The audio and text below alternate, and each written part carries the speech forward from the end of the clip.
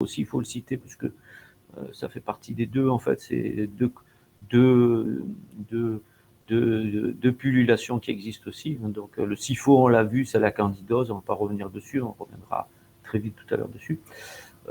Alors, pourquoi j'arrive pas? Ah, voilà. Donc ça, je vous laisserai lire. Voilà. Donc alors, qu'est-ce que c'est le SIBO? Donc en anglais, Small Intestinal Bacterial Overgrowth. Ça correspond à un excès de bactéries de type colite dans l'intestin grêle. Donc c'est responsable de pas mal de symptômes, on va voir tout ça tout à l'heure. Donc ce sont des bactéries qui sont à l'origine localisées dans le côlon et qui vivent dans le côlon et qui, par certains phénomènes, certains dérèglements, vont se retrouver à passer, à remonter tout au long du grêle, arriver jusque quasiment au duodénum. Donc le SIBO, c'est une maladie aussi, hein, c'est une maladie digestive qui est encore pas très connue en France, malgré que dans d'autres pays, et surtout aux États-Unis, c'est très, très connu. Hein.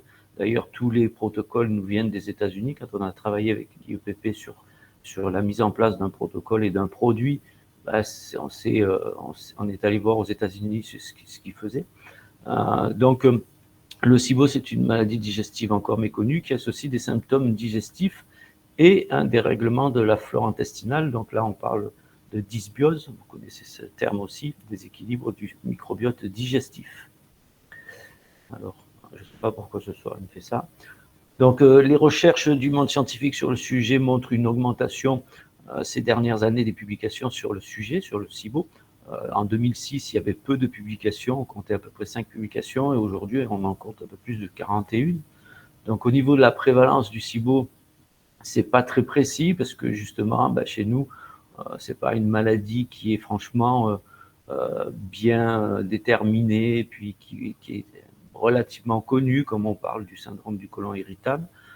C'est un peu les mêmes prévalences, hein, puisque ça suit les maladies du tube digestif. Donc, on sait aujourd'hui qu'à peu près 20% des gens qui auraient des problèmes du tube digestif, notamment de l'estomac, seraient touchés par ce fameux SIBO. Donc, chez d'autres personnes qui ont déjà des problèmes, des maladies du tube digestif, comme le syndrome de l'intestin irritable, on a des prévalences qui sont bien plus importantes, et là, on parle de 60% à 85%. Donc là, ça fait quand même une belle proportion de gens qui auraient, en dehors du SIBO, ben aussi des pathologies inflammatoires du système digestif. D'une manière générale, les prévalences nettement plus élevées sont constatées chez des patients atteints de maladies pouvant limiter la motilité digestive, gastrique, digestive en général.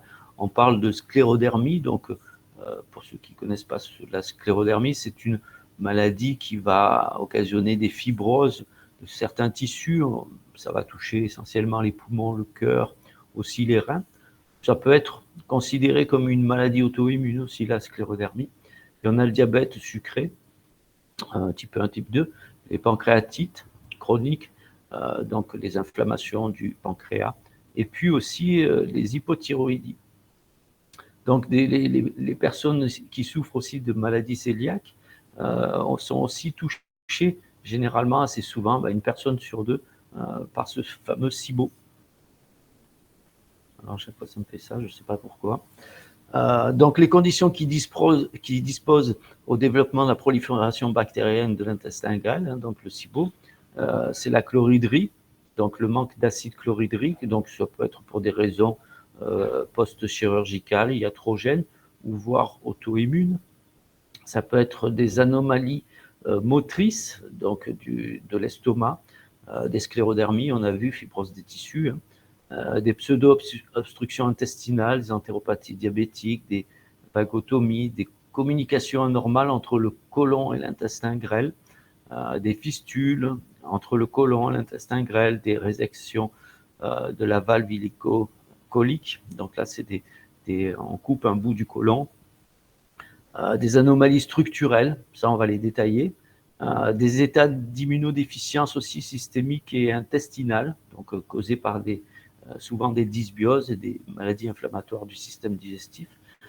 des actes chirurgicaux au niveau de l'estomac aussi, donc des anses chirurgicales, les diverticules duodénaux, les jejunaux, des obstructions partielles de l'intestin grêle, les sténoses, les adhérences, les tumeurs d'un certain volume, les diverticuloses du gros intestin aussi, les maladies systémiques comme la maladie cœliaque, les cirrhoses, les insuffisances pancréatiques exocrines, c'est-à-dire un manque de sécrétion d'enzymes, les stéatoses hépatiques, donc là aussi non alcooliques, donc le foie gras, et puis l'alcoolisme évidemment. Donc là-dessus, je vous ai mis un article aussi scientifique qui relève toutes les conditions, les prédispositions de cette maladie, le SIBO.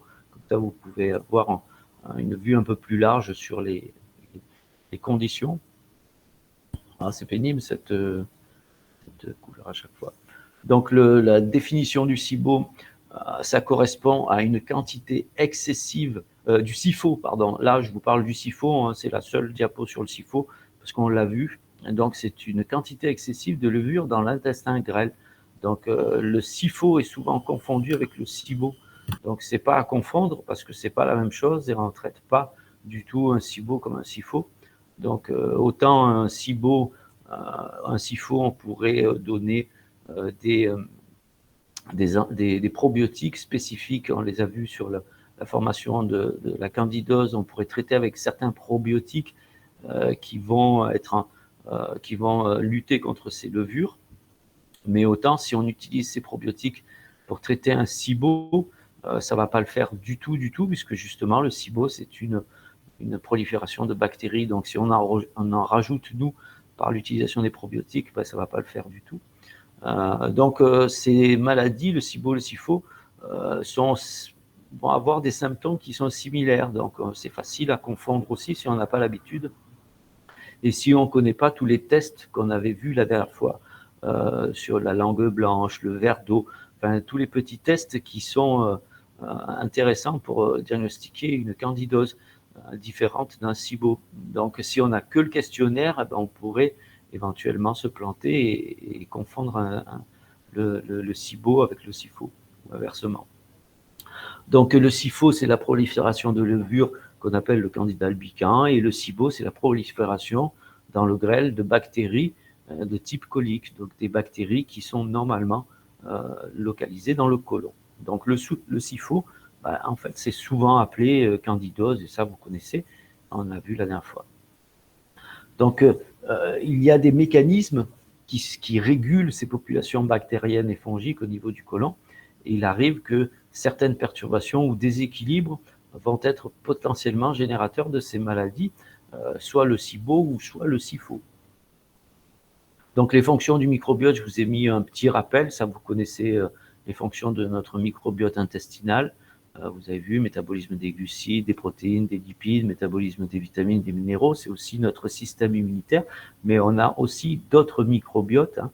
Ça, vous les connaissez, microbiote vaginal, microbiote cutané, microbiote respiratoire, mais qui sont tous aussi interdépendants de ce microbiote digestif aussi. C'est-à-dire que si on a une dysbiose qui est installée depuis très longtemps, il se peut fortement que la dysbiose elle soit généralisée, qu'il y ait une dysbiose au niveau du microbiote vaginal, au niveau du microbiote cutané et au niveau du microbiote respiratoire. Donc le microbiote au niveau intestinal, c'est un peu le chef d'orchestre de tous les microbiotes. Ici, je vous ai mis la composition du microbiote, bien que c'est exhaustif, on peut en rajouter aussi, mais c'est à titre d'indication. Et là, on vient voir un petit peu maintenant les mécanismes perturbateurs générateurs du SIBO et du SIFO. Donc là, ce soir, on va se concentrer sur le SIBO. On l'a vu, le SIFO déjà, hein, la candidose.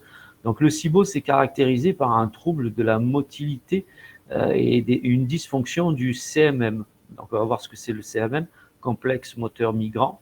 Donc c'est pour ça que quand j'entends dire des nutritionnistes qu'il ne faut pas manger le fruit à la fin du repas parce qu'il se retrouve tout en haut et comme il fermente plus vite, il se digère plus vite, il va faire fermenter tout le bol alimentaire, c'est totalement faux. Ces gens-là ont oublié qu'il y a une motilité, c'est-à-dire que l'estomac est mobile, il brasse notre bol alimentaire et il en fait ce qu'on appelle une bouillie homogène afin de calculer le temps, que ce bol alimentaire va rester dans l'estomac.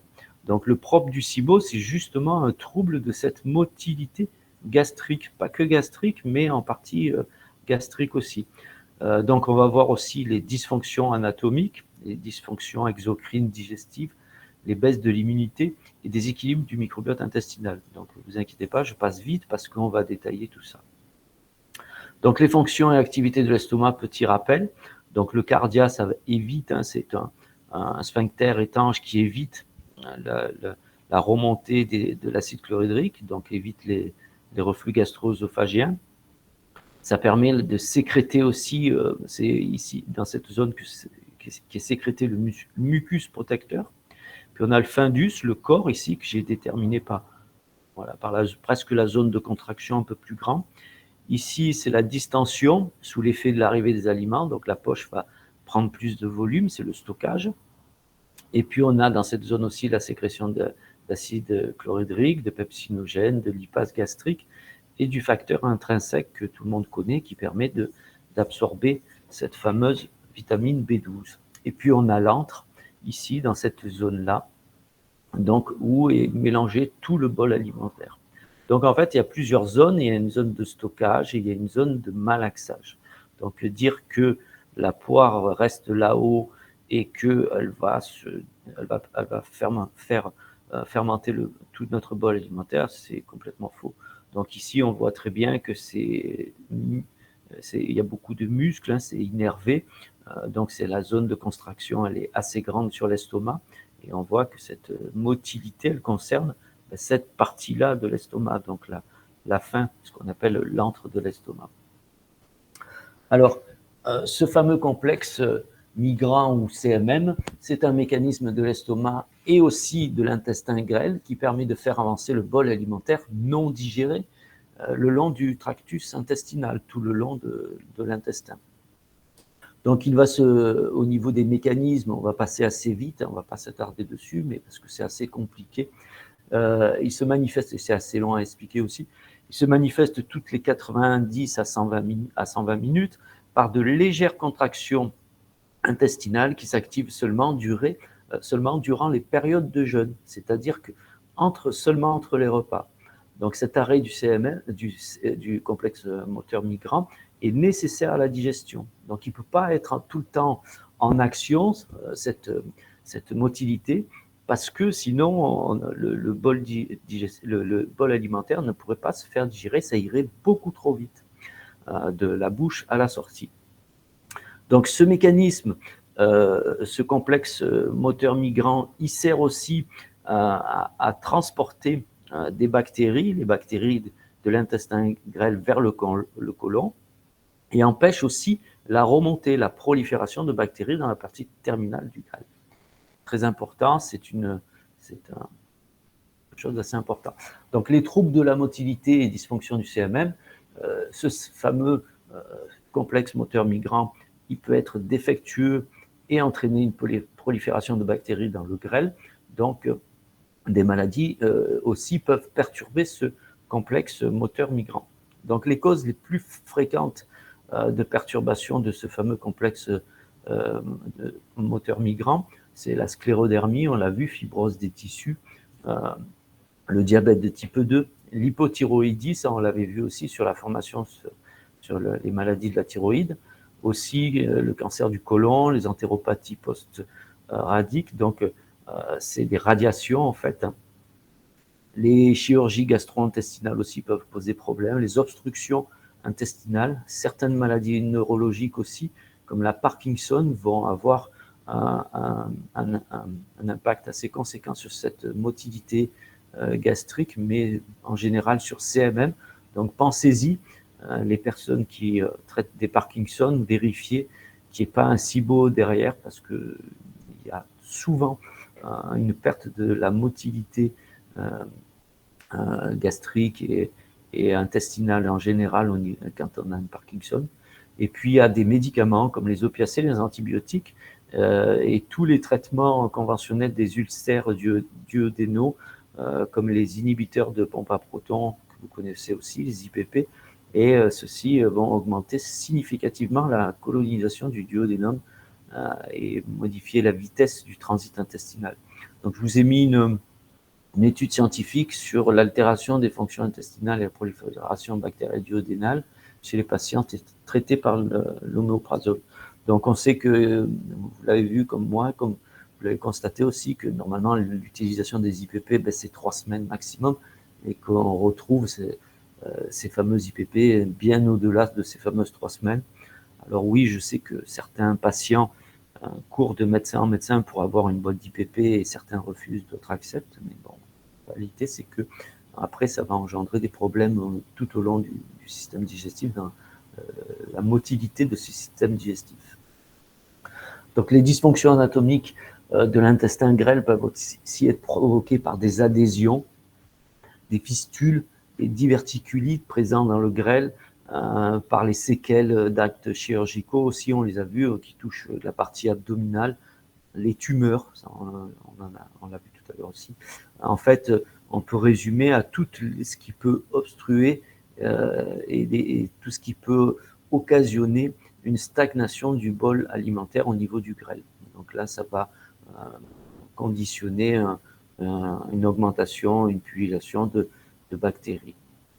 Donc ces dysfonctionnements-là vont impacter le bon fonctionnement du complexe moteur migrant négativement, évidemment.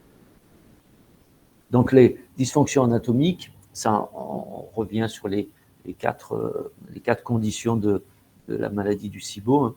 Donc dans les dysfonctions anatomiques, on retrouve les réductions de production d'acide chlorhydrique, l'hypochloridrie, et puis l'insuffisance pancréatique exocrine.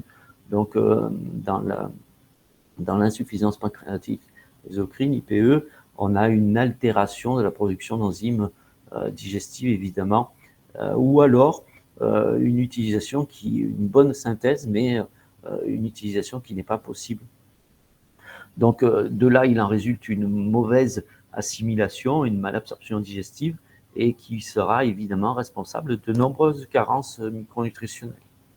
Donc on sait que la sécrétion de bicarbonate du pancréas a pour fonction de neutraliser l'acidité du suc gastrique post-pylorique. Vous savez que notre bol alimentaire sort de l'estomac avec un pH à peu près entre 2 et 3, donc c'est très acide, et que le pancréas va sécréter, entre autres, des bicarbonates, et ça de façon assez importante, pour justement neutraliser l'acidité de ce bol alimentaire. Et là, on parlait justement d'une mauvaise utilisation des enzymes, et on a vu que dans la formation sur l'équilibre acido-basique, que cette modification, en fait, ce pH qui ne reviendrait pas à la normale, parce qu'il y a une mauvaise sécrétion de bicarbonate ou insuffisante, donc le pH resterait trop bas, donc trop acide, et de là, les enzymes digestives ne pourraient pas fonctionner. Donc on peut avoir une perte de l'utilisation des enzymes juste parce qu'il y a une synthèse de bicarbonate qui n'est pas correcte. Donc ça, très important. Et puis la réduction de l'acide chlorhydrique dans l'estomac. Donc ça, tout le monde connaît le rôle de l'acide chlorhydrique dans l'estomac. Ça permet de décomposer les aliments, principalement les protéines, et puis les acides gras aussi, émulsionner les acides gras. C'est un mécanisme aussi de défense. L'acidité gastrique supprime la croissance des bactéries ingérées et limite aussi leur nombre dans la partie supérieure du grêle. L'hypochloridrie peut survenir après la colonisation des hélicobactères. Évidemment, ça on en parle beaucoup dans l'estomac. Et peut-être aussi la conséquence de stress. On a vu que dans le stress et ses conséquences, on avait un fort impact sur le système digestif. On a vu aussi dans l'hypothyroïdie que ça avait des conséquences sur la motilité et l'aspect sécrétoire de tout le système digestif quand on est en hypothyroïdie. Donc, il y a cette phase-là aussi, cette chose-là à compter. Voilà. Et puis, les atrophies gastriques aussi chroniques. Et puis, on a vu aussi la prise d'IPP. Donc voilà pour les résumés. Pour le dysfonctionnement anatomique, retenez que les réductions de production d'hypochloridrie, puis l'insuffisance pancréatique et exocrine aussi, très important. Donc les causes et les conséquences de l'hypochlorhydrie, ça je vous l'ai mis parce que ça vous permet aussi de diagnostiquer, de voir si ce fameux estomac sécrète de l'acide chlorhydrique ou pas. On a vu qu'il y avait un test à faire, peut-être on n'a pas vu, mais je vous le dis, c'est le bicarbonate. Donc on peut utiliser du bicarbonate de sodium, 3/4 de cuillère à café dans un verre d'eau. Le matin, on boit ça à jeun. Si vous faites un RAW entre 0 et 2 minutes, c'est que vous avez une bonne synthèse d'acide chlorhydrique. Si votre RAW est un peu plus loin, entre 2 et 3 minutes, c'est qu'il y a un défaut, il manque d'acide chlorhydrique. Et si vous êtes plus loin que les 3 minutes, voire 4, 5, 6, voire plus, moi j'ai des patients qui me disent il est arrivé au bout d'un quart d'heure et il a été très léger. Là, c'est que vous êtes en achlorhydrie, ça veut dire que vous avez une très très mauvaise synthèse d'acide chlorhydrique. Donc les causes de l'hypochlorhydrie, évidemment, plus on vieillit, les choses ne s'arrangent pas avec l'âge, évidemment, hein, ça c'est vieillissement, et on ne peut pas faire grand-chose. On a le stress aussi, on a vu que le stress, et on va y revenir dessus, les infections Helicobacter pylori, le manque de sodium aussi, les personnes soit qui ont des problèmes, qui utilisent trop de diurétiques, ou qui ne consomment plus du tout du sel. Il y en a aussi, vachement sur les végétaux, plus de sel du tout.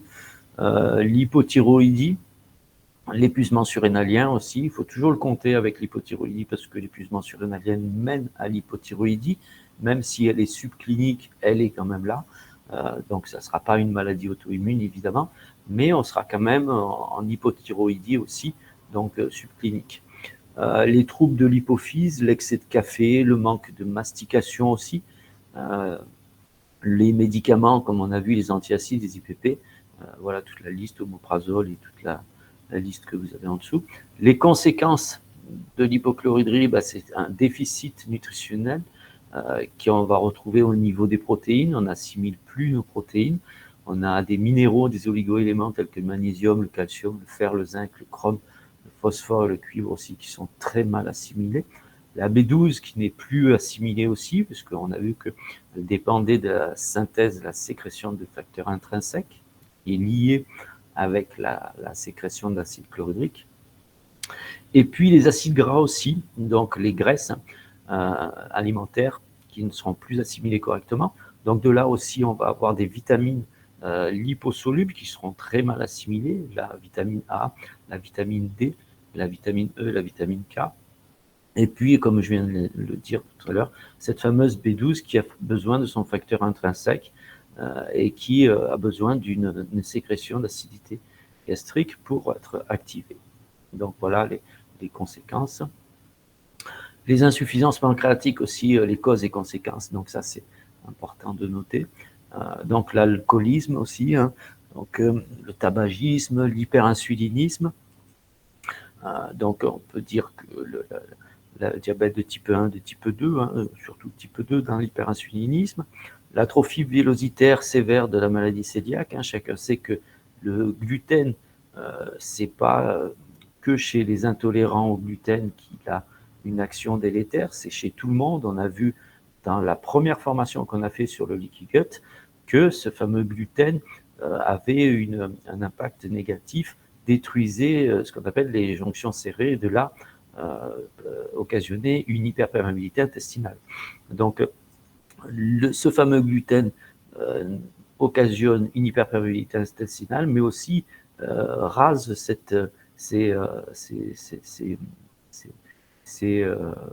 ne sais plus le nom en tête, mais ces petits poils qu'on a sur tout le système digestif, en fait, l'atrophie vélositaire, c'est ça. Donc, ça veut dire qu'on a un déficit de l'absorption à ce niveau-là, au niveau des tissus digestifs. Les interventions chirurgicales aussi, gastro-bilio-pancréatiques, évidemment, là, on l'a vu, le syndrome de Schwann-Diamond, alors ça, c'est comme le syndrome de Johansson-Blizzard, c'est deux maladies qui vont impacter les sécrétions endocrines du pancréas. Et puis le diabète de type 1, le diabète de type 2 aussi. Donc les conséquences, une malabsorption lipidique, donc on va mal absorber les graisses alimentaires, malabsorption des vitamines liposolubles, ADEK, les carences en vitamines hydrosolubles aussi, on parle des vitamines B, et puis quelques minéraux, des éléments traces sont moins fréquents, mais ça va toucher préférentiellement le fer, l'acide folique, le calcium, le magnésium et le zinc. Donc on retrouve tout le temps le calcium, le magnésium, le zinc, que ce soit au niveau de l'hypochlorhydrie ou au niveau de l'insuffisance pancréatique, on va avoir des carences qui sont quasiment les mêmes. Donc en conclusion, en cas d'hypochlorhydrie, l'estomac peine évidemment à prédigérer les aliments compte tenu de la baisse de cette fameuse acidité, acide chlorhydrique. Donc les bactéries vont avoir tout le loisir de proliférer au niveau du grêle, évidemment. Donc on va retrouver généralement des symptômes dans l'hypochlorhydrie. Donc ça, c'est important parce que ça va vous permettre d'alimenter vos questionnaires. Donc c'est pour ça que je mets pas mal de choses comme ça pour reconnaître les hypochlorhydries, les déficiences de sécrétion d'enzymes et tout ça au niveau du pancréas, parce que ça va vous permettre d'alimenter vos questionnaires. Donc là, si vous voulez voir un petit peu au niveau de l'estomac, questionner la personne, on va retrouver généralement tous ces symptômes ou une partie de ces symptômes. Quand je mets un petit astérix, là, une petite croix dessus, c'est ce que généralement on va tout le temps retrouver. Donc, ce qui est le plus facile à vérifier chez quasiment tout le monde qui vont avoir des déficiences de sécrétion d'acide chlorhydrique. Donc, une digestion lente, évidemment. Donc, un bol alimentaire qui reste longtemps dans l'estomac. La personne, elle sent des indigestions, elle se sent vraiment... elle sent vraiment que son repas reste longtemps dans l'estomac, donc c'est une sensation assez précise. Hein. Ceux qui l'ont vécu peuvent en parler. Ça arrive des fois quand nous-mêmes, même si on n'a pas de difficultés digestives, pas de problème, il suffit qu'on fasse un excès sur un plat un petit peu trop gras, par exemple, et qu'on en reprenne plusieurs fois, on aille un peu loin dans la portion. De là, on peut avoir cet effet-là avec un petit peu des éruptions, c'est-à-dire des remontées alimentaires. Là, on sent que l'estomac ne se vide pas. Donc voilà, on va avoir une stagnation des aliments dans l'estomac, bien plus que 4 heures des fois. Alors ça se vérifie, mais pas toujours. La litose, donc une haleine un petit peu chargée, voire fétide, mais pas toujours. Par contre, la litose, elle se vérifie tout le temps chez les gens qui prennent des IPP. Donc, si ça peut vous décourager à arrêter les IPP, les gens qui prennent des IPP, on pourrait dire qu'ils ont une très mauvaise haleine. Pourquoi ? Évidemment, parce qu'ils ne digèrent pas correctement les protéines. Des éruptions, c'est ce que je vous disais. Donc, les éruptions sont de remontées alimentaires. Ce n'est pas des reflux acides, hein, c'est juste des aliments qui remontent un petit peu. Comme des fois, on vient de manger, on se baisse, ça repart. Ça fait le même effet sans s'être baissé.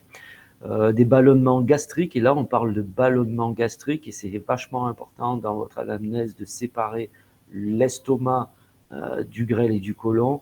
Quand vous parlez de l'estomac, parlez de l'estomac, et faites attention de ne pas, avec votre patient, quand il exprime des ballonnements, il faut vraiment situer où se situe le ballonnement. Donc si c'est sous les côtes en haut, c'est l'estomac, et si c'est dessous autour du nombril, c'est le côlon. Voilà, donc il faut bien déterminer ce ballonnement, donc c'est gastrique. Et puis intestinaux directement après le repas aussi, ça suit, hein, de toute façon, quand c'est très mal digéré dans l'estomac, évidemment que dans le reste du tube digestif, ça ne sera pas mieux.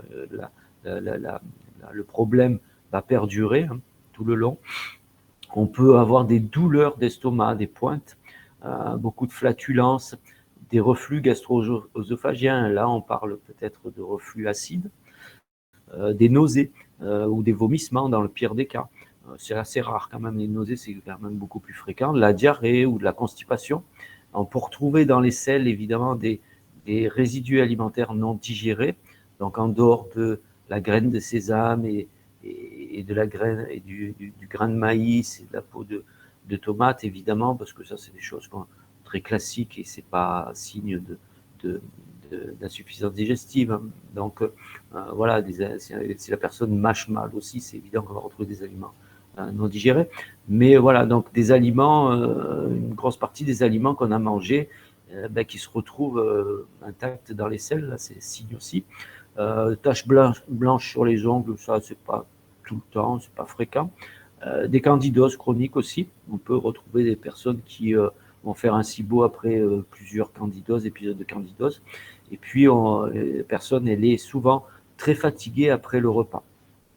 Donc, voilà les symptômes qu'on va retrouver d'une personne qui ne sécrète pas correctement cette fameuse acide chlorhydrique. J'aurais dû vous le mettre, mais je vous le répète, faites le test du verre avec le bicarbonate de sodium alimentaire, et là, c'est classique, ça paye. C'est-à-dire que si vous faites boire ça le matin à jeun, évidemment, si la personne a un RAW entre 0 et 2 minutes, c'est que un RAW franc, c'est qu'il n'y a pas de souci, elle a une bonne synthèse d'acide chlorhydrique. Si le RAW est beaucoup plus loin et timide, c'est qu'il y a un problème au niveau de la synthèse d'acide chlorhydrique. Ça, c'est clair et net. Le test bicarbonate, ça paye. Et c'est vraiment un bon test très fiable. Donc, en cas d'insuffisance pancréatique, ici, on va voir un petit peu les symptômes qui sont principaux à ce trouble digestif. Donc là, on va avoir des douleurs au niveau du ventre. La personne a mal au ventre. Elle va avoir des selles qui vont être bien plus odorantes que la normale et qui vont être très grasses, assez salissantes. Normalement, on dit qu'on devrait s'essuyer avec un timbre-poste. Ben, à un moment donné, si on voit que les selles sont très collantes, très salissantes, ben, ça veut dire qu'il y a beaucoup de gras dedans, et on peut se poser la question si ce gras, soit on mange beaucoup trop gras, on fait des excès, soit s'il n'y a pas d'excès au niveau de l'alimentation, de consommation de trop de gras, ben, c'est qu'il y a beaucoup de chances qu'on n'assimile pas correctement les graisses. Donc la diarrhée, ballonnement aussi. Donc là, on est un peu plus au niveau du côlon, du grêle. Des impressions de satiété sans avoir trop mangé aussi. Donc la personne, elle mange un petit peu, et de là, elle se sent déjà très vite remplie. Des pertes de poids inexpliquées, elle n'assimile plus les corps gras et aussi certains les hydrates de carbone. Donc évidemment que la personne va perdre du poids de façon inexpliquée. Des troubles de la coagulation, là on a vu les carences en vitamine K, de la fatigue. Donc ça s'explique comme la perte de poids par une quantité insuffisante de calories et des diverses carences nutritionnelles, de l'anémie par le manque de B12 ou l'assimilation du fer, des fois les deux. Donc on a vu au niveau de l'estomac que ça peut créer cette inassimilation. Donc le facteur intrinsèque n'est pas sécrété suffisamment parce qu'il n'y a pas assez d'acide chlorhydrique. Donc de là, le fer et d'autres éléments nutritionnels, on a vu, et notamment cette fameuse B12 qui sera plus assimilée. Donc souvent aujourd'hui, on a des carences, pas par manque d'apport, que les gens font assez attention aux aliments qu'ils consomment, mais souvent par le fait qu'il y ait des troubles au niveau de l'assimilation, des maladies du système digestif. Et puis des maladies osseuses, évidemment, parce que si on traite ces problèmes des années, et qu'on n'assimile pas correctement la vitamine D, évidemment que ça aura un impact, pas que sur les os, mais sur les os aussi. Donc la baisse de l'immunité et le déséquilibre du microbiote digestif, on sait très bien que le stress a un impact direct sur l'immunité, bien que ça ne soit pas une cause directe de la dysimmunité et du SIBO aussi, mais ça y contribue de différentes manières. Donc le stress a des conséquences négatives sur notre immunité et va altérer la qualité du microbiote, et de là favoriser le développement de bactéries opportunistes dans le système digestif, mais d'autres aussi syndromes comme le déficit d'IgA. Donc l'immunodéficience commune qui s'exprime par des infections récurrentes, la personne va avoir très souvent, va attraper toutes les petits microbes, les petites infections passagères, c'est tout le temps pour lui. Et puis aussi, elle peut avoir des maladies un peu plus importantes, donc des maladies pulmonaires, et puis d'autres maladies non infectieuses, évidemment. On peut parler des maladies auto-immunes, et puis des choses beaucoup plus importantes comme qui touchent les problèmes de l'immunité, le sida, et puis aussi le cancer. Donc la malnutrition, les dysbioses, la prise d'antibiotiques, de façon excessive et non justifiée sont aussi des facteurs qui vont entraîner une immunodéficience, évidemment. Donc c'est pour ça que quand je vois des gens qui traitent des maladies virales avec des antibiotiques, ça me rend dingue. Moi, je fais partie de l'association qui protège les chats des rues et j'entends sans arrêt ça, des gens qui traitent les maladies, le coryza, enfin toutes les maladies virales du chat avec des antibiotiques. Je me dis, mais c'est carrément de la folie. Donc, ils font une chose, c'est qu'ils vont aggraver la situation de ce pauvre animal, alors qu'en fait, il faudrait qu'ils utilisent des choses simples. Donc, ils dépensent des fortunes chez des vétérinaires qui leur donnent des antibiotiques et ça ne marchera jamais, puisque l'antibiotique, il a une action sur certaines bactéries, on l'a vu, et pas sur des virus, alors qu'ils utiliseraient la propolis, des extraits de pépins de pamplemousse, enfin, toutes ces choses-là, et qui sont reconnues par la médecine vétérinaire, des vétérinaires qui travaillent de façon naturelle, et ça marche très très bien. Donc voilà. Donc le chat FIV, par exemple, on peut traiter avec l'extrait de pépins de pamplemousse, et ça marche super bien. Donc voilà, il y a beaucoup de bêtises avec ces fameux antibiotiques. Donc le stress, on y revient. Donc le stress et l'hypochloridrie, c'est très fréquent. On voit des gens, on entend souvent parler de gens stressés qui ont un peu des douleurs à l'estomac, des reflux. Ça se traduit par des petits problèmes gastriques. Donc le stress va réduire la production d'acide chlorhydrique, d'acide gastrique, et puis ce qui va permettre une prolifération de bactéries aussi au niveau de l'estomac. Et donc, il y a aussi le passage de bactéries qui se trouvent dans nos aliments, qui va pouvoir aussi passer jusqu'au grêle. Donc, c'est important de comprendre que le stress a des conséquences sur notre système digestif, et on l'a vu sur plusieurs formations, sur le stress et ses conséquences, sur l'hypothyroïdie, qui peut être subclinique, et de là, à cause d'une fatigue surrénalienne, donc de stress beaucoup, qu'il soit physiologique ou psychologique. Donc on a de nombreuses études aussi qui nous ont montré que ces émotions comme la peur, l'anxiété vont perturber notre système nerveux et qui s'accompagnent d'une réduction de la motilité gastro-intestinale. Donc ça touche l'aspect sécrétoire et ça touche l'aspect aussi motilité. Et ça, on l'avait déjà vu aussi sur l'hypothyroïdie subclinique et puis la fatigue surrénalienne. Donc le stress, ça touche essentiellement, on l'a vu la dernière fois, les glandes surrénales par la sécrétion excessive de cortisol et puis après une chute de l'aspect sécrétoire aussi de ces fameuses glandes surrénales. Donc on sait que le stress peut inhiber le fonctionnement du CMM, complexe moteur migrant, via la sécrétion de CRF. Donc ça, la CRF, on l'a retrouvé aussi comme cause de ce qui va inhiber l'aspect motilité sécrétoire au niveau du pancréas et au niveau de l'estomac aussi. Donc c'est une hormone centrale de l'axe hormonal du stress. Donc là on parle d'hypophyse et puis glande surrénale. Donc j'ai oublié l'autre. C'est pas grave, c'est la partie du système nerveux aussi, donc les deux parties du système nerveux, et puis les glandes surrénales. Donc cette hormone, la CRF, elle peut se lier à des récepteurs du cerveau, altérant la neurotransmission gouvernant le complexe moteur migrant. Donc ça, on l'avait déjà vu. Donc c'est pour ça que c'est intéressant de revoir tout le temps les formations et de se faire des fiches après et de les compléter à chaque fois, parce que vous allez avoir des informations nouvelles sur les mêmes sujets sur d'autres formations en fait. Et de là, moi c'est comme ça que je fais des fiches voilà, et puis après je les complète, et comme ça au moins j'ai une information sur un problème donné avec les années, à force de les compléter mes fiches, qui devient extrêmement complète, et de là vous consultez vos fiches et vous avez une vue globale de la problématique, et ce que ça peut entraîner aussi.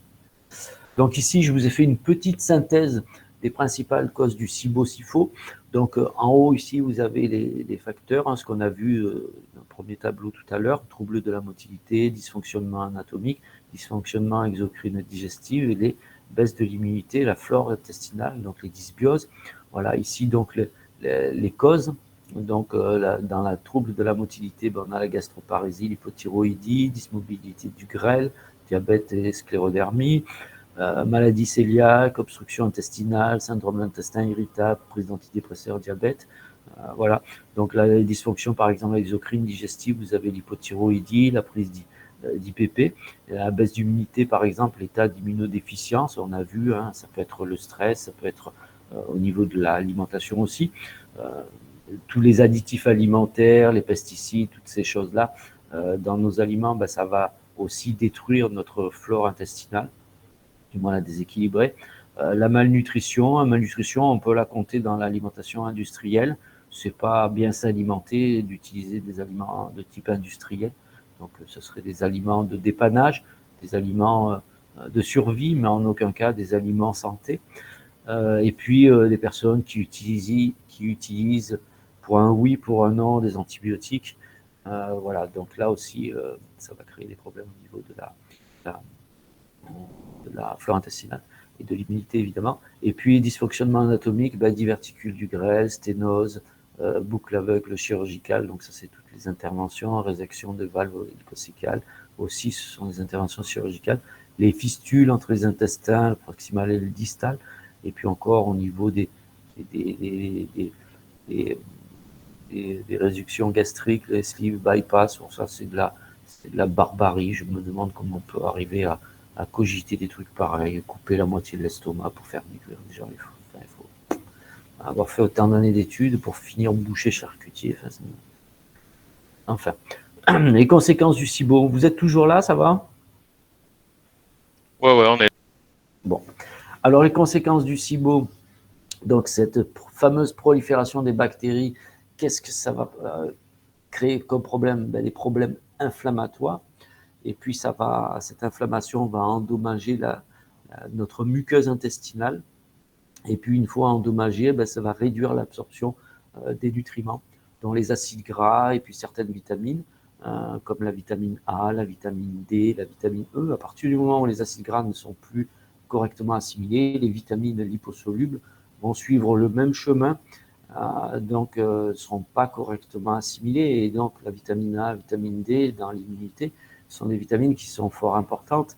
Et de là, évidemment, que si on est carencé en ces vitamines-là, on va avoir un système immunitaire qui sera aussi défaillant. Et puis la vitamine B12, donc là, ça concerne l'hypochloridrie, mais aussi par le fait que même s'il n'y avait pas une hypochloridrie, le fait qu'il y ait une pullulation bactérienne au mauvais endroit, les bactéries coliques au mauvais endroit, vont consommer cette vitamine avant que l'organisme ne puisse l'absorber. Donc, les conséquences, c'est que manque de B12, c'est un état de fatigue assez important, de la dépression possible aussi, des troubles neurologiques, donc on va retrouver un manque des problèmes de mémoire, de concentration, d'attention. On peut retrouver aussi ce qu'on appelle des petits phénomènes neuropathiques comme les fourmillements au niveau des membres supérieurs, au niveau des bras, mais aussi inférieurs. Et puis des troubles de la méthylation, donc ça c'est assez important parce que si vous vous rappelez sur la formation sur la détox, le phénomène méthylation, il fait partie de la cascade des phénomènes de détox. On avait vu qu'il y avait la conjugaison au glutathion, la méthylation, l'acétylation, la glucuronidation, enfin tous ces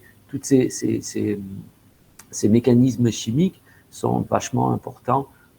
Ce sont des mécanismes de transformation. Donc, dans la transformation, on a la vie enzymatique et puis on a aussi ces cascades chimiques. Donc, s'il n'y a pas de méthylation, il va y avoir un problème dans pas mal de secteurs, en fait. Un petit exemple, par exemple, pour passer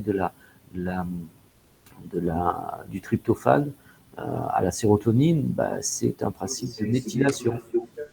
Donc, si vous consommez des aliments riches en tryptophane et que la personne a aussi des troubles du sommeil ou des troubles qui sont liés à un manque de sérotonine, et on va voir que la sérotonine dans le SIBO, elle est vachement importante aussi dans l'aspect motilité, on va avoir un déficit de sérotonine par un problème de méthylation, manque de méthylation.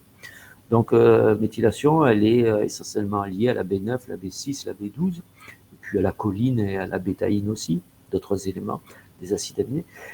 Et puis, cette fameuse anémie aussi qui peut impacter la formation de globules rouges. La dernière fois, je reçois un patient qui a un problème du sang, cancer du sang, et je regarde ses analyses sanguines. Bon, il y avait déjà pas mal d'anomalies que son médecin n'avait pas vues, dont une homocystéine très élevée, et ça, c'était problématique. Donc, on a traité de façon naturelle. L'homocystéine aujourd'hui est revenue, tout est revenu à la normale en fait, mais il y avait aussi donc un manque de globules rouges, il y avait une grosse anémie, il y avait évidemment une carence en B12. Donc il a fallu travailler sur cette fameuse carence en B12 et puis les normes sont revenues. Donc évidemment qu'un manque de B12 va mener des anémies et la B12 elle est essentielle à la formation des globules rouges aussi. Donc les symptômes du SIBO, donc ça c'est très important. Je vous ai aussi, vous avez le PDF et vous avez le questionnaire comme avec la candidose, vous avez le questionnaire spécifique du SIBO. Donc ici pour alimenter vos questionnaires sur vos anamnèses, on va retrouver de la diarrhée, des douleurs abdominales, beaucoup de flatulences. Ça peut être des gaz odorants mais non odorants. Des nausées, pas mal, des ballonnements principalement après le repas, perte d'appétit, des selles pâteuses, et ça c'est classique. Donc si la personne vous analysez les selles et qu'elle vous dit qu'elle a des selles normales moulées, c'est qu'il n'y a pas de SIBO en fait. Donc ça parle beaucoup. Donc c'est pour ça que contrôler ces selles, c'est un bon test, c'est un bon témoin.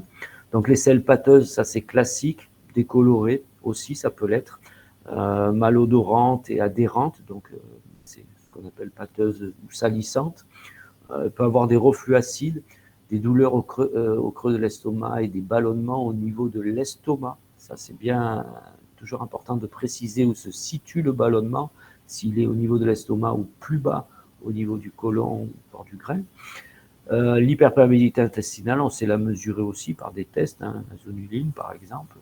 La fatigue persistante, parce qu'on a vu qu'on n'assimilait plus les hydrates de carbone, les acides gras, donc on avait une perte au niveau de l'alimentation de cette fameuse mitochondrie. Puis une perte aussi, on peut avoir une perte pondérale, c'est-à-dire une perte de poids inexpliquée. Et puis on va souvent associer à ce SIBO des intolérances alimentaires, donc les personnes ne supportent pas les produits laitiers, le lactose, ne supportent plus le gluten, certains aliments, certains légumes, certains fruits aussi, qui vont occasionner des problèmes digestifs. Donc là, on va parler de FODMAP, on va voir ça tout à l'heure. Donc le diagnostic du SIBO, on a des mesures, donc on a un moyen de diagnostic, ça c'est le questionnaire, vous allez le voir, mais bon, le questionnaire, il est très important, mais pour des gens qui n'ont pas franchement l'habitude, ça peut porter à confusion avec d'autres pathologies du système digestif, du syndrome du côlon irritable par exemple, ce qu'on appelle les pathologies des colopathies fonctionnelles. Voilà, donc ça peut être interprété différemment. Donc c'est ce que je vous mets ici, ça a beaucoup de similitudes avec d'autres maladies du tube digestif, la maladie cœliaque et le syndrome de l'intestin irritable. Donc, pour renforcer le questionnaire, on a un test respiratoire. Donc, c'est un test qui va mesurer, normalement, qui doit mesurer 3 gaz, mais on n'est pas capable de les mesurer partout, ces 3 gaz. Dans les hôpitaux, le problème, c'est que souvent, on va mesurer qu'un gaz, et c'est l'hydrogène, donc c'est pas suffisant. De là, on ne va pas pouvoir différencier le type de fermentation, que ce soit une fermentation hydrogène, une fermentation méthane. Et donc, on ne va pas vraiment avoir de précision sur l'infection possible et sur quoi traiter, parce qu'on a différents traitements selon que ce soit une fermentation hydrogène ou méthane. Voilà. Donc, le déroulement de ce test respiratoire, ça consiste à souffler dans un instrument à des temps bien précis avant et après l'indigestion d'un sucre dilué dans l'eau. Donc, les bactéries aidant à la digestion de ce sucre se mettent en action et dès que le sucre est ingéré, arrive au niveau de l'intestin, lors de cette digestion, il va y avoir une fermentation bactérienne et l'appareil va mesurer les gaz émis par cette fermentation. Donc ces gaz vont être de l'hydrogène, du méthane ou encore de l'hydrogène sulfite. Donc ce sont des gaz qui sont produits après la consommation, l'assimilation de ce sucre. Et ces gaz ils ne sont pas tout de suite expulsés parce que normalement, ce gaz-là devrait être produit au niveau du côlon et devrait être expulsé par le lâcher de gaz. Hein, et comme cette synthèse de gaz se fait beaucoup plus haut, donc ça ne sera pas expulsé par les gaz habituels, par la voie habituelle. Et de là, ça va passer au niveau des poumons et la machine va pouvoir mesurer en fait ces gaz qui ne devraient pas être là, qui devraient être expulsés au niveau du côlon et non au niveau des poumons. Donc c'est une mesure. Donc ici, je vous ai mis un laboratoire qui fait le test, c'est le Fabio. Il y en a d'autres. Il y a une préparation avant, mais ça, il faut voir avec les laboratoires et le patient est renseigné sur les conditions et comment il faut faire ce test-là. Donc, je ne vous en dis pas plus. Voilà. Et on peut aussi demander à son médecin généraliste, voilà, si on a de fortes certitudes, qu'on remplit le questionnaire, qu'on voit au niveau des selles, cet aspect collant, enfin, qu'il y a beaucoup de choses, on a quand même une certitude d'avoir ce fameux SIBO. De là, par les problèmes gastriques, donc ça c'est très clair, on va pouvoir aussi demander une analyse au niveau des carences nutritionnelles spécifiques du SIBO. Par exemple, on a vu qu'il y avait une assimilation des vitamines liposolubles qui était assez mauvaise, donc on va pouvoir mesurer la vitamine A, la vitamine D, la vitamine E. On va pouvoir aussi mesurer la B12, puisqu'on a vu qu'elle était liée à ce fameux facteur intrinsèque. Le calcium aussi, le magnésium, le fer, le zinc et le sélénium, ce sont des éléments qui sont impactés par les hypochloridries. Donc, dès qu'il y a hypochloridrie, effectivement, il y a une grosse possibilité qu'il y ait un SIBO derrière. Je ne sais pas toujours, hein, mais il y a des chances. Donc, de là, on peut faire des analyses biologiques en dehors du test respiratoire sur des éléments, sur d'éventuelles carences micronutritionnelles. Donc, on va voir comment traiter le SIBO. Donc, le SIBO, c'est une conséquence, hein, on l'a vu, hein, c'est une conséquence d'une hypochloridrie, d'un déficit de motilité gastrique, et puis aussi de tout le système digestif. C'est un déficit sécrétoire, voilà, qui peut avoir d'autres, qui a des causes. Hein. Donc, le SIBO, c'est une conséquence de tous ces déficits.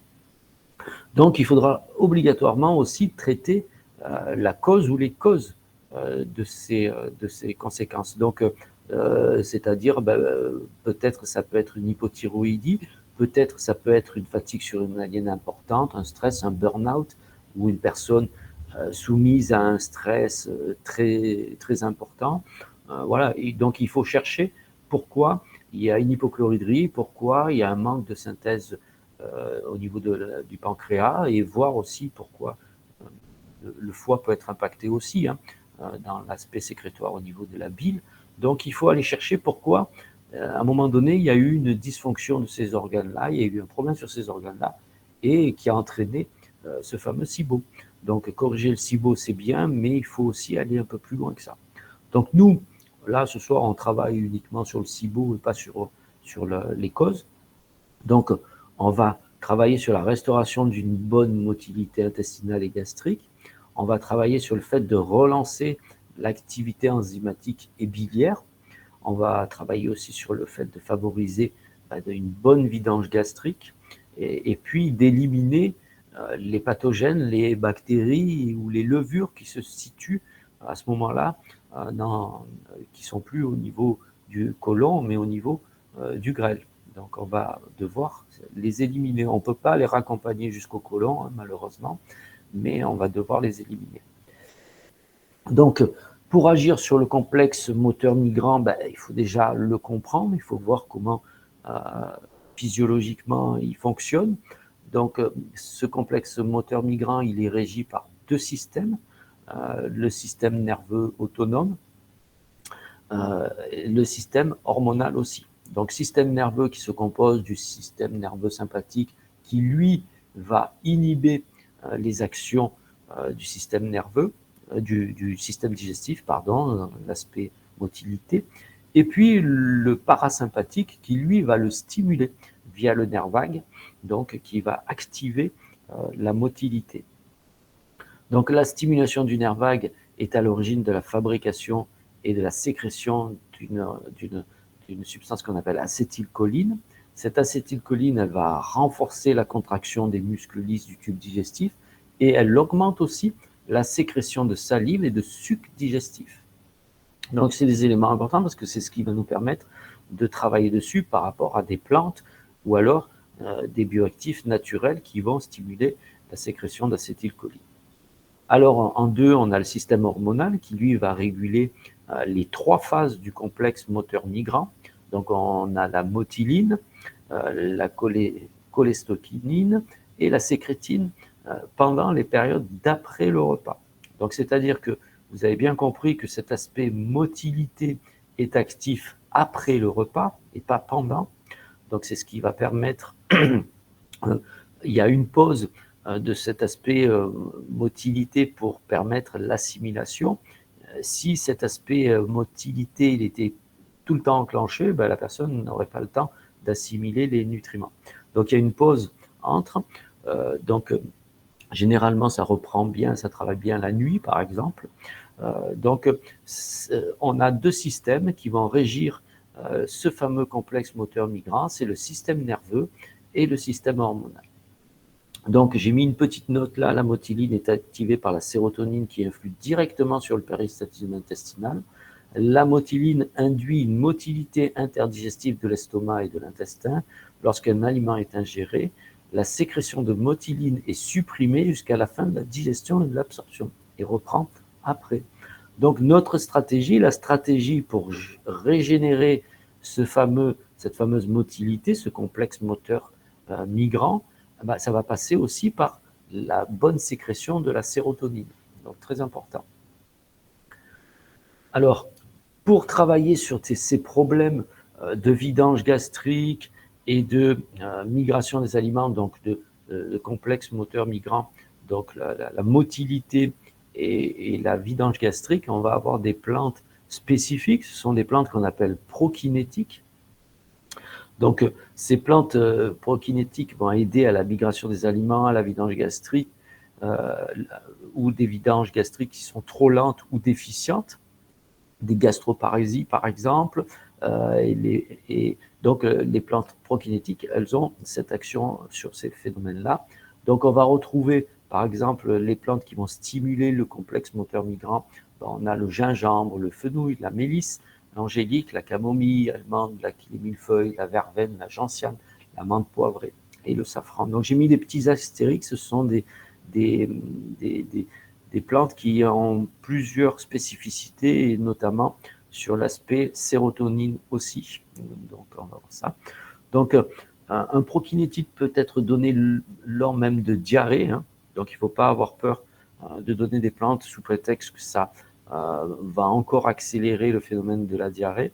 Donc, souvent dans le SIBO, la diarrhée, elle est due à une déficience de ce complexe moteur migrant qui va entraîner ces fameuses diarrhées par des fermentations. Donc, on peut donner ces plantes quand même. Ces plantes prokinétiques, elles doivent être prises aussi à la fin du traitement antimicrobien, c'est-à-dire une fois que vous avez traité le tube digestif, vous avez éliminé les bactéries coliques qui se retrouvent très haut. Une fois que vous les avez dézinguées, il faut continuer à utiliser ces plantes prokinétiques, il ne faut pas arrêter. Donc, la durée du traitement, elle va, avec ces plantes-là, ou ces principes actifs comme le gingembre, le safran, va dépendre de la fonction de la gravité de l'infection. Donc, les gens qui ont des problèmes assez anciens, c'est-à-dire que le problème de l'estomac dure depuis des années, vous pouvez continuer bien après avoir traité l'infection bactérienne, la pullulation bactérienne. Vous pouvez encore utiliser ces plantes-là sur du long terme pour justement régénérer cette action de vidange, de déficience, des gastroparésies, toutes ces choses-là.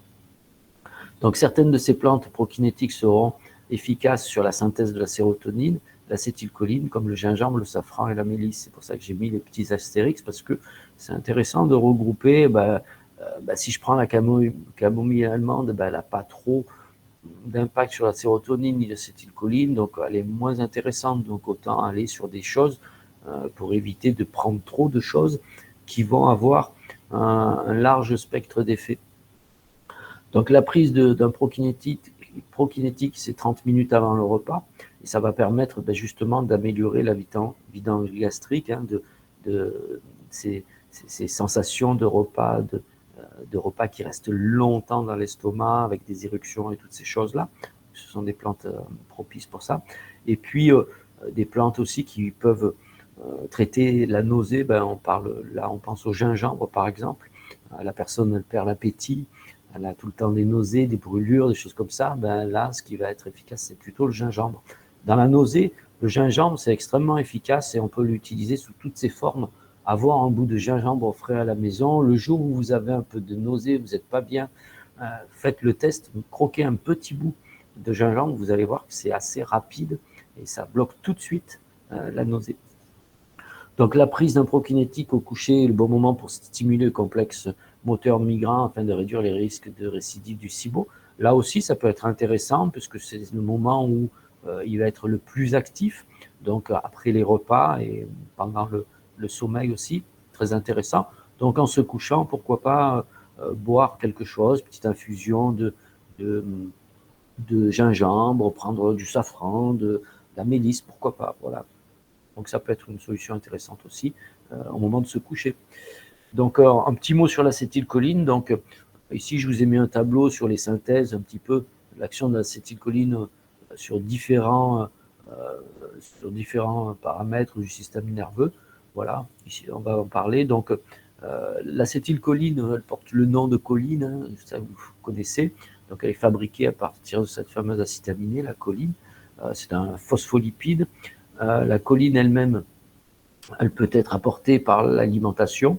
Donc là, je pense aux œufs, par exemple. Le jaune d'œuf est riche en choline.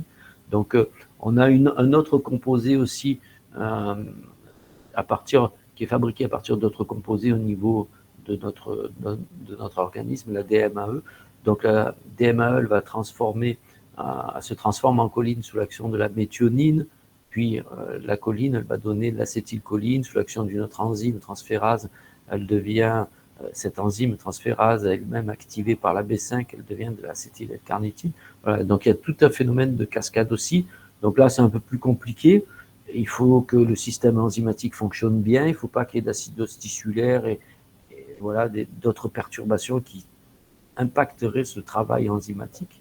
Donc on peut améliorer ce taux d'acétylcholine aussi en apportant ces substances-là qu'on a vues, la méthionine et la choline, la vitamine B5 et pourquoi pas de l'acétylcholine aussi, de l'acétyl-L-carnitine, pardon, en complément alimentaire. Voilà. Donc aussi, on pense donc système nerveux, hein, donc toujours dans le bon fonctionnement du système nerveux, on avait vu sur plusieurs formations que les vitamines du groupe B étaient essentielles à son bon fonctionnement. On parle de la B1, la B2, la B3, B5, B6, B9 et B12.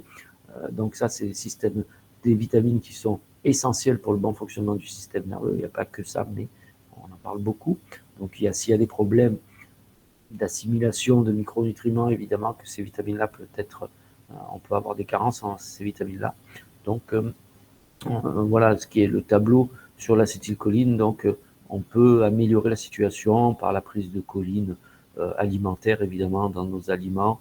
On peut améliorer la situation par l'apport de B5 et puis de ces vitamines du groupe B aussi. Et puis ici, l'acétylcholine au secours de l'acétyl-L-carnitine au secours de l'acétylcholine aussi. On a des études qui ont révélé que l'acétyl-L-carnitine pouvait augmenter le taux d'acétylcholine dans le cerveau. Donc intéressant aussi, on peut en trouver dans des compléments alimentaires. Alors au niveau de la production d'enzymes digestives, donc pour répondre à cette insuffisance pancréatique, on peut apporter aussi des enzymes, un complexe enzymatique. Donc c'est très important parce que ce manque d'enzymes digestives va occasionner une fermentation du bol alimentaire et ça va générer beaucoup de gaz. Donc si on ajoute par exemple une insuffisance biliaire, donc un manque de sécrétion de bile au niveau du foie, ça va ralentir aussi encore le transit, ça peut provoquer des constipations et de là, de la fermentation voire des putréfactions. Donc, le manque d'enzymes digestifs va provoquer une fermentation. Et puis, si aussi on a un manque de bile, de synthèse du foie, bah aussi, ça va provoquer encore plus de fermentation et voire une stagnation du bol alimentaire. Donc, ça va provoquer évidemment des gaz, et puis ces gaz vont provoquer de l'inflammation, et ces inflammations vont avoir des conséquences au niveau du microbiote digestif aussi, donc des dysbioses, des déséquilibres du microbiote digestif. Et donc on peut avoir, oui, des constipations, mais aussi des diarrhées. Donc la diarrhée, elle n'est pas tout le temps la conséquence d'un système digestif trop rapide. Et ça, c'est important parce que c'est beaucoup associé à ça, mais pas que ça. On peut avoir justement des diarrhées parce qu'il y a de l'inflammation au niveau du tube digestif, il y a des dysbioses importantes, et de là, ça crée des diarrhées. Donc, ce n'est pas toujours un transit qui est un peu trop rapide. Donc, la diarrhée, elle peut avoir de multiples causes, elle peut être infectieuse aussi. Donc, ça peut être le cas là, par exemple, au niveau du SIBO. Donc, on va utiliser des plantes à visée cholérétique et cholagogue, on les a vues, on les connaît. Il y a aussi une action amphocholérétique. Donc ça, on avait vu ce terme sur la détox. Donc l'amphocholérétique, elle va réguler la production de bile, que ce soit une production, un estomac qui produit trop de bile, ça va calmer la production, et un foie qui ne produit pas assez de bile, ça va augmenter la production, et un foie qui en produit trop, ça va freiner la production. Donc ça, c'est amphocholérétique. Donc pour relancer l'activité biliaire, on a des plantes connues comme le romarin, l'artichaut, aussi le fumeterre, mais le fumeterre, moi je ne le conseille pas trop. C'est une plante qui est un peu plus difficile à utiliser. Ceux qui la connaissent bien déjà, il n'y a pas de souci, mais c'est une plante qui est plus difficile à utiliser. Moi, je ne l'aime pas trop dans ces cas-là parce qu'elle va augmenter la phase 1 au niveau de la détox, et c'est pas, vous savez que augmenter cette phase-là, c'est pas terrible, c'est pas top, mais bon, voilà, si vous la connaissez bien, vous la maîtrisez et que la personne, elle est adaptée à la personne, pourquoi pas l'utiliser. Donc, on va relancer aussi l'activité enzymatique qui va favoriser une bonne vidange gastrique, qui va accélérer la vidange gastrique et qui évitera les ballonnements aussi d'après le repas. Donc, on va utiliser des complexes enzymatiques, on va retrouver dans le commerce aussi. Donc, voilà. Donc, très important de comprendre que généralement, quand il y a des ballonnements après le repas, un quart d'heure, une demi-heure après le repas, c'est un manque d'enzymes digestifs. Donc pensez bien aussi, parce que ça c'est interprété de façon fausse, mais pensez bien que vous mangez quelque chose, vous faites un repas, et d'un seul coup ça ballonne au niveau du ventre. Là on n'est pas sur l'estomac, on est au niveau du ventre. Mais ce n'est pas ce que vous venez de manger qui vous fait ballonner. En fait, c'est le bol alimentaire qui est poussé, ce qui est dans le grêle est poussé dans le côlon, et c'est là que ça va fermenter. Donc c'est le repas de la veille ou voire plus vieux qui pose problème. Donc c'est pas le repas qu'on vient de voir. Si ça ballonne directement dans l'estomac, oui, effectivement, c'est le repas que vous venez de consommer. Mais si ça ballonne dans le côlon, c'est pas le repas que vous venez de consommer, c'est le repas qui est bien plus vieux, et ce repas a très mal été prédigéré par les enzymes, donc la digestion se fait dans le côlon, et là ça se passe mal parce que c'est une digestion qui n'est plus organisée par des enzymes digestives, mais par des bactéries. Donc évidemment que des bactéries, ça génère des gaz. Donc voilà l'origine du ballonnement. Alors, pour favoriser une bonne vidange gastrique aussi, donc ce qui va éviter la prolifération des bactéries dans le grêle. Donc, on va utiliser, dans ce cas précis, des plantes, ce qu'on appelle la visée stomachique et gastrostimulantes, donc qui sont indispensables à la prise en charge du SIBO. Donc, on a le fenouil, on a le gingembre, la réglisse. La réglisse un peu plus difficile à utiliser, mais aussi intéressante, surtout quand c'est lié à des reflux gastriques acides. Donc la réglisse va réguler aussi les reflux. l'acidité gastrique et l'intérieur de vidange. On a également le cumin, ce qu'on appelle le cumin des prés ou carvi, connu sous le nom de carvi. La menthe poivrée aussi, qu'elle soit en extrait sec, en plante ou en huile essentielle, elle est aussi efficace. Et là, je vous ai mis 2 études scientifiques sur le gingembre, accélère la vidange gastrique et stimule les contractions entrales chez le volontaire sain.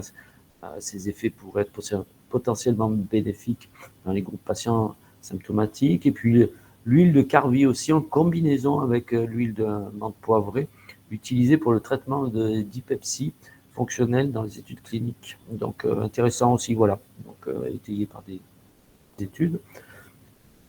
Donc on va travailler aussi, on a vu sur l'élimination des pathogènes, ne vous inquiétez pas, après je vous ai fait une synthèse de tout ça. Donc on va travailler sur l'élimination des pathogènes. Là, les pathogènes, évidemment, c'est les bactéries ou voire les levures, quand on parle du SIFO. Donc on a des alternatives aux médicaments, parce que là, on pourrait éventuellement demander des antibiotiques, mais on sait que bon, il y a des antibiotiques qui ne sont pas efficaces sur tout, et puis qu'on connaît beaucoup de récidives après l'utilisation d'antibiotiques, parce que généralement, il n'y a pas vraiment d'actions qui ont été prises en plus des antibiotiques. Quand on est sur la voie allopathique, bon, on ne remet pas en question son alimentation, on ne redémarre pas plein de choses, par exemple comme des synthèses ou des motilités. On n'est pas trop dans cet esprit-là, on est plutôt dans le combat à vouloir détruire ce qui nous embête. Voilà, donc généralement, voilà pourquoi je pense qu'on a des échecs, parce que si ça avait été utilisé avec d'autres moyens naturels, ça aurait son efficacité aussi. Voilà, donc on a des plantes qui sont très intéressantes et puis qui proposent un plus large spectre d'action aussi que les antibiotiques normaux. On a des plantes, par exemple, les plantes qu'on a à disposition, elles sont antivirales, antifongiques, antibactériennes, elles ont anti-levure, voilà, elles vont avoir un aspect protecteur de la muqueuse, anti-inflammatoire, donc elles ont quand même, sont beaucoup plus intéressantes que des antibiotiques allopathiques. Donc, qu'est-ce qu'on va retrouver comme plantes antibactériennes, antifongiques? On les connaît. Donc, l'ail, très intéressante. La berbérine, le nem, le romarin officinal, l'achillée millefeuille, l'origan vulgaire, le thym serpoléo vulgaris, la sarriette des montagnes, l'extrait de racine, la scutellaire, on l'avait vu déjà dans la candidose, antivirale, antifongique, antibactérienne. Voilà, donc on a quand même pas mal de choses. Si on les associe, donc travailler avec une, c'est peut-être pas l'idéal, mais combiner plusieurs choses, ça peut être intéressant. Moi, je pense à l'ail, la berbérine, par exemple, et le romarin, qui sont des choses simples d'utilisation que beaucoup de gens supportent. Voilà, et puis des choses pas très chères. Au niveau des huiles essentielles, on va pouvoir utiliser dans l'élimination des pathogènes certaines huiles qu'on a déjà vues dans la candidose, qui sont des huiles similaires en fait, parce qu'elles ont un aspect antiviral, antibactérien, antifongique, donc un aspect antipathogène assez large.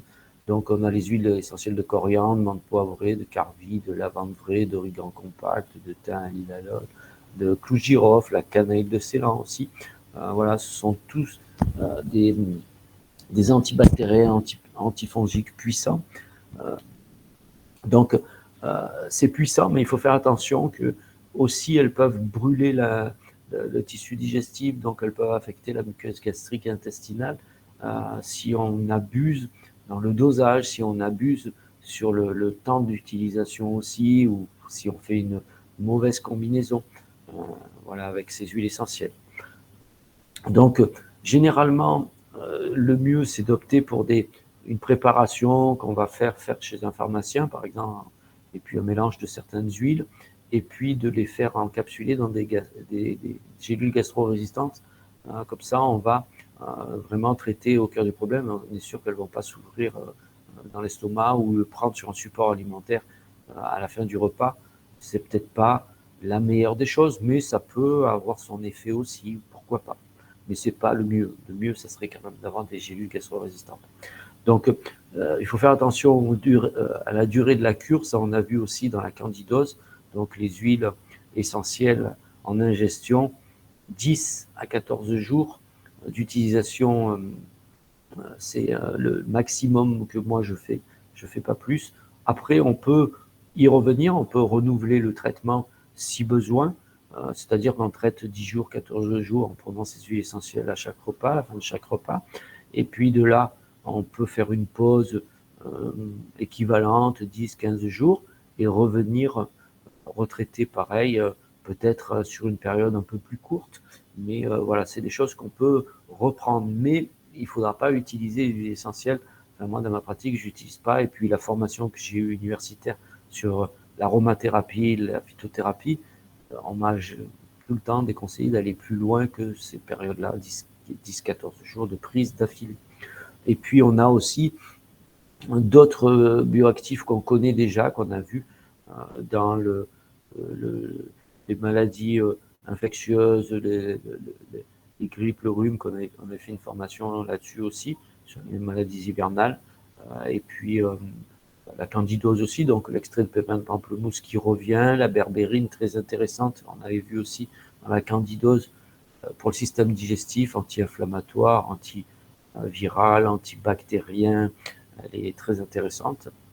Le NEM, l'origan, l'acide caprylique, donc ce qu'on retrouve dans l'huile de coco. Donc c'est intéressant aussi de prendre l'huile de coco, mais il faudrait qu'elle soit encapsulée dans des gélules gastro-résistantes aussi. Donc la menthe, la sarriette, l'origan, le lapacho, la grenade, le thé vert aussi, sont autant de pistes pour assainir la flore intestinale et entretenir les bonnes bactéries. Donc vous pouvez aller voir la formation sur la candidose, on a développé tous ces bioactifs-là, donc c'est les mêmes. Alors là, je vous ai fait une synthèse des actions de lutte pour le SIBO. Donc la première des choses, on va restaurer une bonne motilité intestinale et gastrique, on va relancer l'activité enzymatique et biliaire, on va favoriser une bonne vidange gastrique et on va évidemment éliminer les pathogènes. Donc pour ça, je vous ai mis toute une liste de bioactifs. Ce n'est pas tout à prendre en même temps, il faudra un peu choisir ce que vous allez utiliser. Mais j'ai mis toutes ces listes parce qu'il y a des personnes qui aiment travailler avec des compléments alimentaires. Et je sais qu'il y a des gens qui me suivent et qui n'aiment pas travailler trop avec des compléments alimentaires, qui préfèrent utiliser des plantes, des racines, voilà, la phytothérapie très simple plutôt que d'aller sur des choses de labo, des choses comme ça. Donc chacun fait ce qu'il veut. Hein. Voilà. Donc le gingembre, fenouil, mélisse pour la restauration de mobilité intestinale et gastrique, ça on a vu. La millefeuille, verveine, ginseng, pauvre safran. On retourne sur les plantes prokinétiques efficaces sur la synthèse de la sérotonine et l'acétylcholine, très important, gingembre, safran, donc à retenir le moins cher des deux, c'est le gingembre évidemment, ça se trouve partout, la racine fraîche, voilà. La mélisse aussi, très intéressante, en plus si on traite une personne qui est déjà très stressée, la B5, l'acétylcarnitine, L-carnitine, on avait vu aussi, pour la synthèse d'acétylcholine, qui augmente la synthèse d'acétylcholine au niveau du système nerveux. Pour relancer l'activité enzymatique, on a le romarin, l'artichaut, le fumeterre. Difficile à utiliser, ça je mets toujours fumeterre, pas facile. Et puis on va additionner à ces plantes-là, évidemment, un complexe enzymatique. Donc on va acheter dans un laboratoire, un commerce, donc il va être composé de différentes enzymes digestives. Donc on va aussi favoriser une bonne vidange gastrique. Pour ça, on a vu le gingembre, la réglisse, le cumin des prés, la menthe poivrée, le fenouil. Donc il y a des choses qui reviennent très souvent. Hein. Par exemple, là, en 1 et en 3, on a le gingembre qui est commun. Donc déjà, voilà, ça évite d'utiliser trop de choses. Donc on pourrait utiliser en 1 et en 3 le gingembre. On va travailler sur l'élimination des pathogènes. Donc on a les huiles essentielles, coriandre, menthe poivrée, lavande vraie, origan, thym, clou de girofle, cannelle.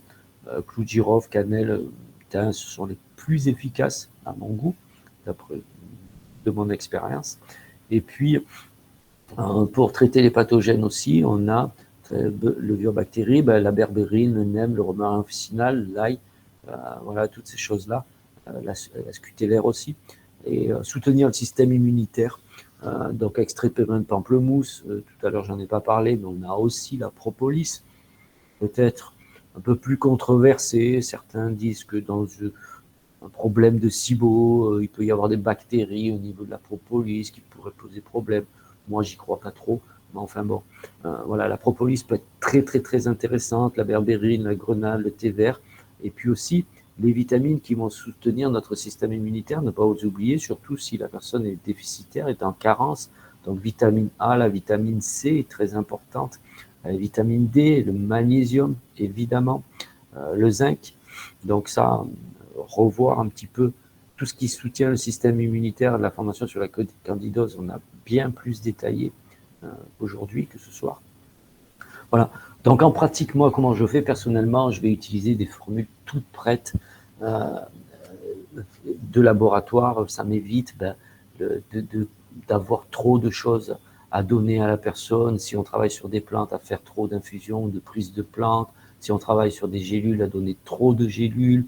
Et puis, quand il y a beaucoup de choses, déjà, c'est pas facile à faire accepter à la personne si elle n'est pas prête à prendre beaucoup de choses, elle n'a pas l'habitude. Et puis, ça diminue aussi le coût financier, parce que ça, plus ça, plus ça, plus ça, plus ça, plus ça. Vous ajoutez le magnésium, la vitamine C, la vitamine de groupe B, une formule d'enzymes digestives, plus le gingembre en poudre, plus ceci, plus cela, ça a un coût. Voilà.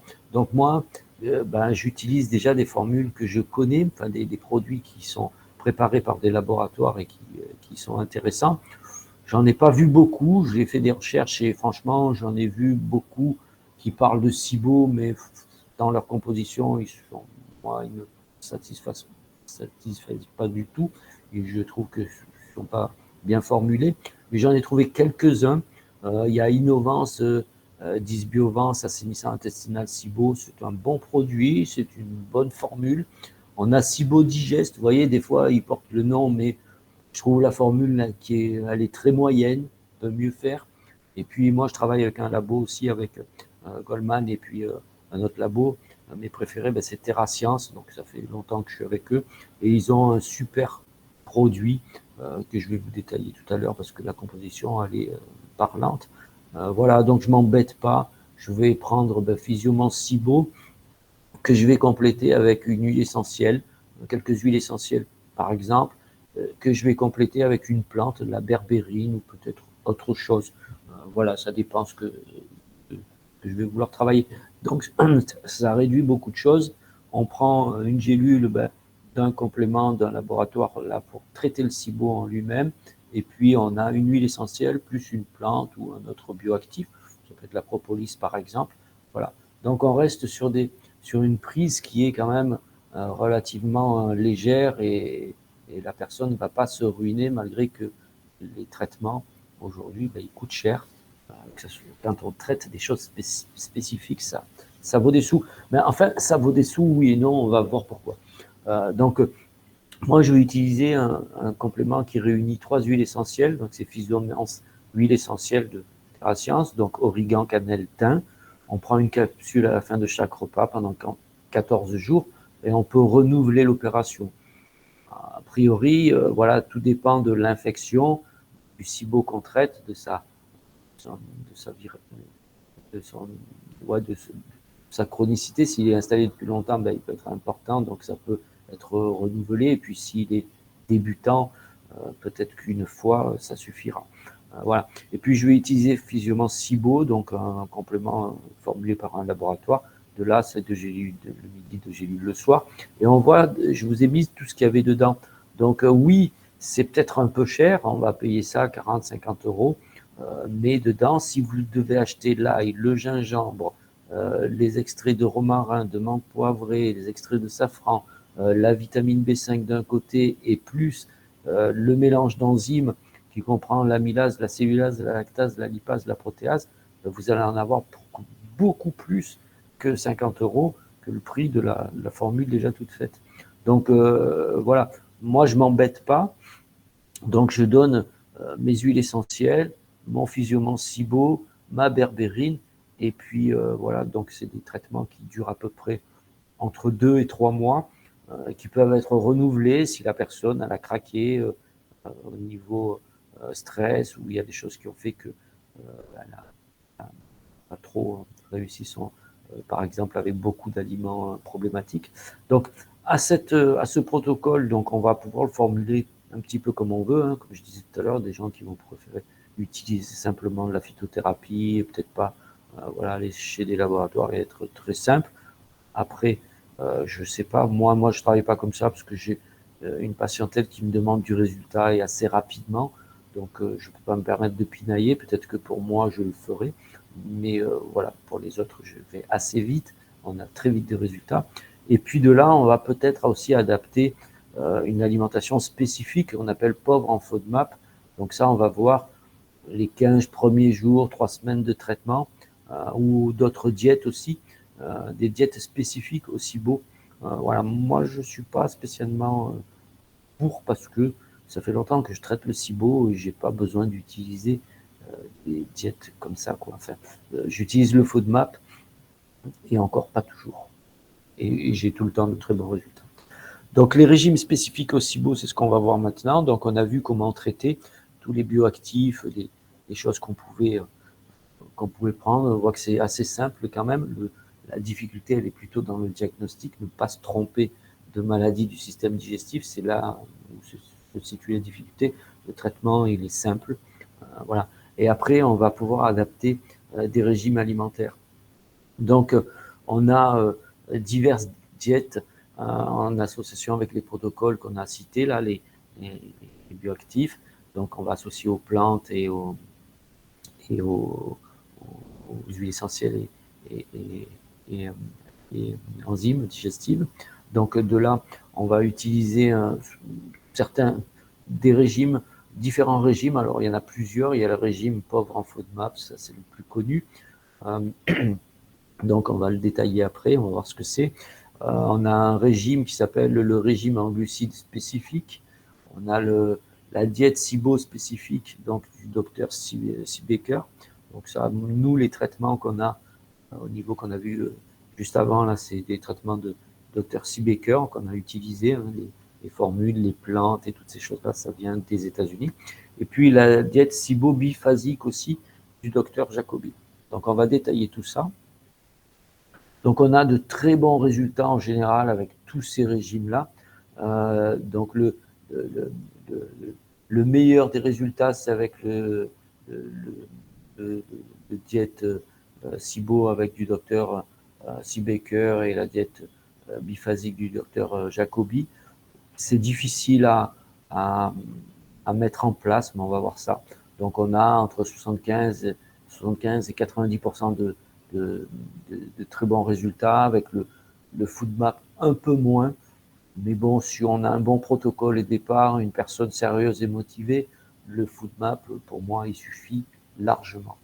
Donc, voilà. Après, on a donc le régime glucides spécifique. Les statistiques concernent toutes les maladies inflammatoires de l'intestin et les pourcentages de rémission allant jusqu'à 80%. Voilà, c'est pas un régime spécifique au SIBO. D'ailleurs, il n'y a que le régime SIBO spécifique Dr Baker qui est spécifique au SIBO. Elle s'est calquée, c'est un assemblage du FODMAP et du régime glucidique spécifique. Voilà, c'est pas miraculeux, mais ils ont tous, voilà, ils ont tous entre 75 et 90% de bénéfices, tous ces régimes-là. Donc, voilà, comme je dis, toutes les diètes citées sont en partie efficaces parce qu'elles réduisent certains glucides fermentescibles, tout simplement, elles sont toutes les mêmes actions. Donc, le régime pauvre en FODMAP, qu'est-ce que c'est? Donc, il consiste à réduire ou à éliminer 4 catégories de glucides fermentescibles, donc à savoir les oligosaccharides, hein, donc FODMAP, ça reprend les débuts de mots, oligosaccharides, disaccharides, monosaccharides. Donc, on va retrouver les fructoses, là, le lactose dans les disaccharides, et les poyols aussi. Donc, il ne s'agit pas d'une diète spécialement pour le SIBO, hein. Donc, c'est une diète assez connue. Voilà. Donc, le plus, il permet une grande variété d'aliments. Il permet certains féculents et certaines céréales sans gluten et certaines légumineuses, ce qui amène des apports caloriques intéressants. Donc, c'est pas tout éliminé, c'est pas toutes les légumineuses et toutes les céréales qui sont éliminées, c'est une partie, donc les plus riches en éléments oligosaccharides, disaccharides, monosaccharides et poyols. Donc, c'est ces aliments-là qui sont éliminés. Donc, voilà, c'est une diète qui va apporter un apport calorique intéressant aussi, puisqu'on n'élimine pas ces sources caloriques qu'on peut trouver dans les légumineuses et les céréales. Donc, la diète, elle est limitée évidemment dans le temps, de 4 à 6 semaines. Il y a des gens qui conduisent ça sur des très longues périodes, il ne faut pas le faire. Ça déséquilibre le microbiote. Voilà. Donc, et puis, au bout de 4-6 semaines, on réintroduit tout doucement les aliments qu'on a évincés au départ de la cure, de la diète. Donc, le régime FoodMap, après un certain temps, semble altérer notre microbiote. On a une baisse des bifidobactéries, donc ça va perturber le microbiote, ça va le déséquilibrer. Donc, sur le long terme, c'est pas conseillé. Voilà, et comme tous les régimes, de toute façon, tous les régimes, ce sont des choses qui vont encourager la peur de certains aliments. Et ça, c'est carrément pas bon non plus psychologiquement. Voilà. Alors, le régime en glucides spécifiques, c'est le deuxième. Donc, son efficacité, elle a été surtout démontrée dans les maladies inflammatoires de l'intestin ainsi que dans la maladie cœliaque. Le régime GAPS est une variante de cette diète utilisée dans l'autisme aussi. Donc, le principe, c'est de restreindre l'usage de certains glucides complexes comme les polysaccharides et les disaccharides, ce qui revient au final à enlever toutes les céréales et tous les féculents et tous les légumes féculents, comme les carottes cuites, comme la pomme de terre, comme les patates douces, comme la betterave cuite aussi. On va supprimer aussi le lactose, donc tous les produits laitiers, aussi le sucrose. Donc, comme par hasard, elle autorise le miel. Bon, ça, on va en parler un petit peu parce qu'il y a des miels qui sont FoodMap et d'autres non. Voilà. Donc, les produits sans lactose, les fruits et les légumes, dont certains sont riches en FoodMap, sont autorisés. Donc, c'est une diète qui est assez codifiée et aussi progressive. On va commencer par des aliments les plus faciles à digérer. Donc, quelques fruits, des végétaux qui seront tous cuits. Donc, on évite le cru. On va éviter au départ de la diète aussi les noix, les graines et les légumineuses. Donc, finalement, c'est une diète qui va supprimer énormément d'apports caloriques. Et moi, je ne suis pas spécialement d'accord pour ça. Ça dépend de la personne. Si c'est une personne qui a déjà de grosses réserves, qui est un petit peu en embonpoint, bon, ça ne va peut-être pas trop poser problème. Mais si vous choisissez ce régime pour une personne qui est déjà qui est en sous-poids, à mon avis, ça va poser problème.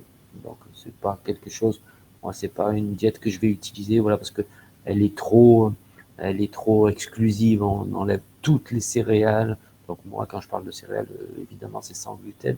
Et puis, tous les féculents et les légumes féculents, enfin, ça fait beaucoup quand même. Donc, il ne reste pas grand-chose. Hein. Les noix et les graines, tout est enlevé, en fait, à part les fruits et les légumes qui seront tous cuits. Moi, je trouve ça c'est un peu excessif.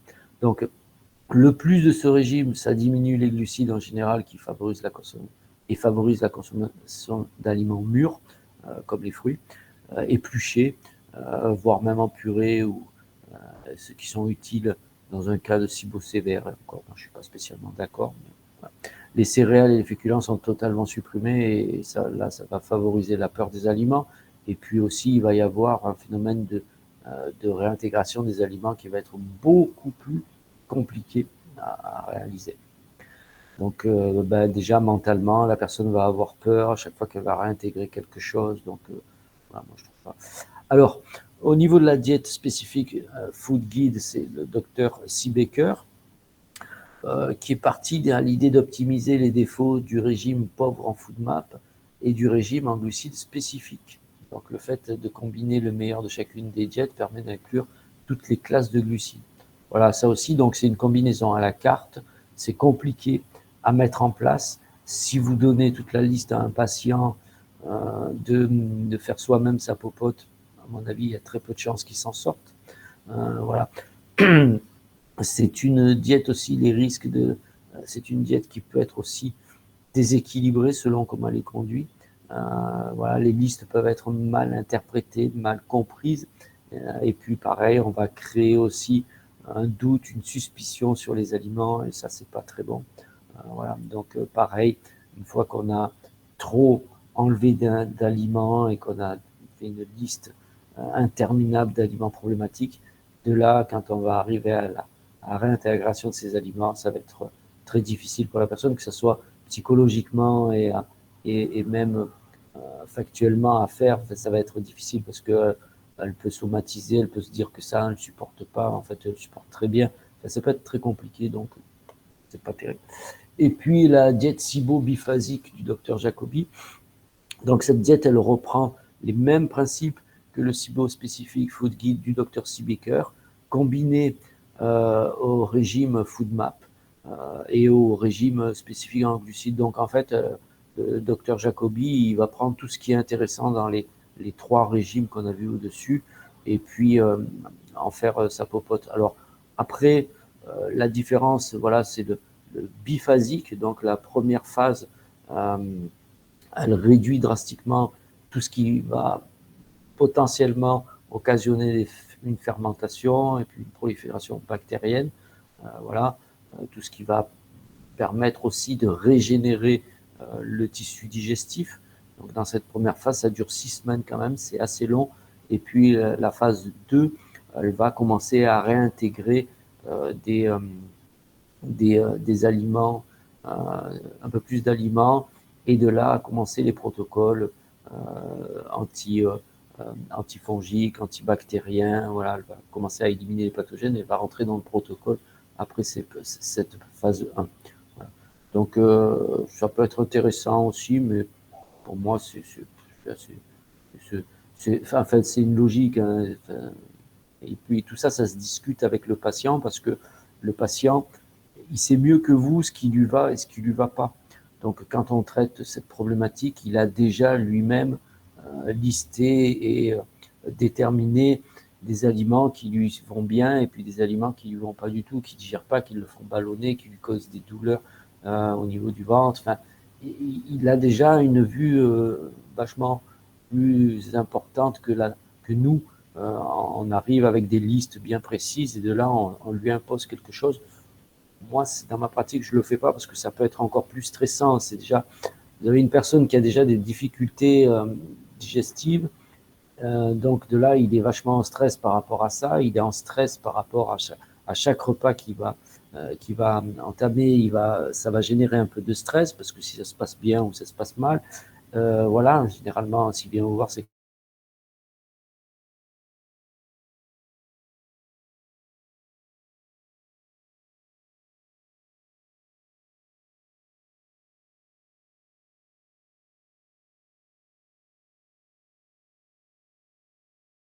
ça marche très bien aussi.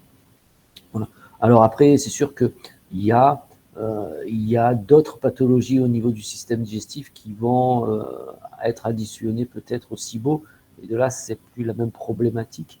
Par exemple, un syndrome du côlon irritable, une colopathie fonctionnelle, une maladie cœliaque, il peut y avoir pas mal de choses. En plus du SIBO, et de là, c'est encore autre chose après. Donc, voilà. Donc, après avoir vu toutes ces différentes formes de diète,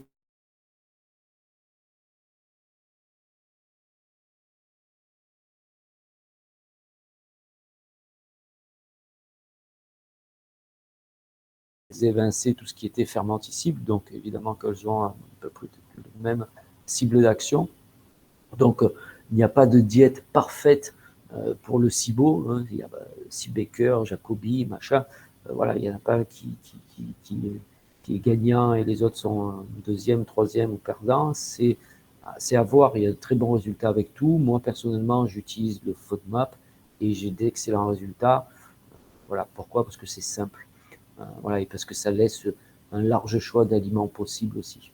Donc n'oublions pas qu'il y a quand même déjà beaucoup de carences micronutritionnelles et que si vous ne voulez pas tourner avec 3 tonnes de compléments, de gélules, de pilules, eh ben, il va falloir aussi utiliser une certaine panoplie d'aliments, une certaine diversité alimentaire, sinon ça ne va pas le faire. Donc, ça dépend de chaque personne aussi, hein, les régimes adaptés par chaque personne. Voilà, c'est pourquoi l'expérimentation est un peu essentielle. Donc, chacun va expérimenter avec son patient une diète le FoodMap, la Jacobi ou la Siebecker. Enfin, voilà. Donc c'est à expérimenter, c'est des fois à moduler. Donc il faut expliquer à son patient que il y a peut-être des réglages en cours de route à effectuer. Voilà, là on passe sur quelque chose de théorique, mais dans la pratique, c'est peut-être pas toujours ce qu'on retrouve en théorie. Donc il y a peut-être des petits réglages à faire. Donc il faut toujours le signaler pour pas que le patient s'inquiète. Voilà. Mais donc on va voir pourquoi on choisirait plus un régime que d'autres. Donc le régime en FoodMap, pourquoi on choisirait ce régime-là par la présence de symptômes modérés, par exemple, chez les personnes en sous-poids aussi, c'est ce que je vous disais. Donc, évidemment que comme la palette d'aliments elle est vachement plus large, une personne en sous-poids, vous n'avez pas intérêt d'aller sur un régime hyper restrictif parce que alors là, c'est pas possible, ça va pas l'aider du tout. Dans le cas d'un côlon irritable, aussi, son SIBO important, le FoodMap, il est, pour certains qui le connaissent et qui l'utilisent, il l'utilise préférentiellement dans ce genre de cas de côlon irritable. Voilà. Donc, les gens qui ont trop de ballonnement, voilà, pour le temps de corriger, on peut mettre ce régime en place avec une stratégie anti-inflammatoire, une stratégie pour régénérer, éliminer les dysbioses. Voilà, chez les végétariens, véganes, voilà, parce qu'il y a un large choix de céréales et de légumineuses aussi. Le régime en glucides spécifiques, donc c'est un régime, une diète qui est étudiée principalement dans les maladies inflammatoires de l'intestin, pas spécifiquement au SIBO. On a vu que ce régime permet de nombreux aliments riches en FIDMAP aussi. C'est pas toujours idéal dans le SIBO. Donc voilà, donc il y a quand même un tri à faire parce que si vous vous dressez une liste et que votre patient vous dit bah non ça moi je supporte pas, ah non ça je peux pas en manger, ah non ça je peux pas en manger, bah ça va éliminer pas mal de choses et vous allez vous retrouver avec quelque chose d'assez hyper restrictif aussi. Donc on peut l'utiliser ce régime glucidique spécifique lors d'un SIBO modéré associé à une maladie inflammatoire de l'intestin. Après, on a la diète SIBO spécifique ou la biphasique. Donc là, on était chez Siebecker. Et puis là, Jacobi, docteur Jacobi. Donc il s'agit d'une diète qui au début, elle est extrêmement stricte. La diète biphasique est plus conseillée chez les personnes qui ont besoin d'un gros cadre. Et puis, des gens qui sont plutôt dans un SIBO sévère, quand d'autres régimes n'ont pas marché. Vous avez traité une fois, ça n'a pas donné de résultat. Donc là, on va modifier un petit peu. Dans tous les SIBO chez les personnes qui sont prêtes à tolérer des restrictions de façon importante aussi, ça il faut le voir avec les personnes. Il y a des gens qui ne voudront pas tout évincer et faire de gros sacrifices et puis qui ne tiendront pas aussi. Donc ça, c'est à prendre en compte aussi. Donc à éviter chez les personnes de faible motivation. Moi, j'en ai quelques-unes. J'ai certains patients qui viennent, le traitement, ils ne le prennent pas complet parce que le pharmacien, il ne l'a pas reçu, donc ils ne sont pas repassés à la pharmacie. Donc ça fait un mois qu'ils prennent le quart du traitement et qu'ils attendent le reste. Au niveau alimentation, ils vous disent très bien qu'ils n'arrivent pas parce que le boulot, parce que ceci, parce que cela. Voilà. Donc vous n'allez pas toujours avoir des patients modèles qui vont respecter à la lettre les conseils que vous allez leur donner. Et puis, voilà, donc toutes les diètes proposées sont efficaces et réduisent les symptômes de 60 à 90%, donc absolument toutes. Voilà. Ici, je vous ai fait une liste complète de la liste par catégorie d'aliments, des aliments riches en FoodMap ou pauvres en FoodMap. Donc, vous gardez cette liste-là, et puis quand vous avez des problèmes inflammatoires du tube digestif, c'est un régime qui peut être intéressant sur quelques semaines, on l'a vu, c'est pas un régime à adopter à vie, surtout pas. Donc on a vu que ça crée des déséquilibres du microbiote. Donc s'il y a déjà un bon déséquilibre, c'est peut-être pas terrible de le poursuivre sur du long terme. Mais voilà, tout ce qui est en rouge, c'est riche en FoodMap, tout ce qui est à gauche. Et puis tout ce qui est à droite, en vert, c'est tout ce que vous pouvez utiliser. Donc c'est déjà pas mal. On a des belles listes. Voilà, donc ici pareil, vous avez les fruits. riche en FoodMap, et les fruits pauvres en FoodMap. Donc en ce moment, on a les bananes, les clémentines, les mandarines, les oranges qui sont de saison. Donc on est bien dedans. Voilà.